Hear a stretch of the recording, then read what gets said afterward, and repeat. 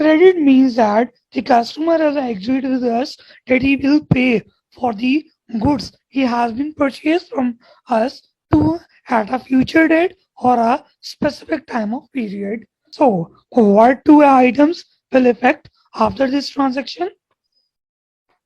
Firstly, sales have been made to the customer, whether the cash has been received or not. So, the business sales increases, means business income will increase.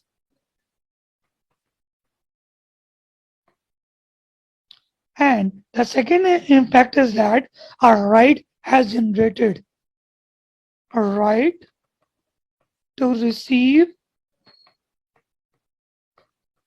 money from customer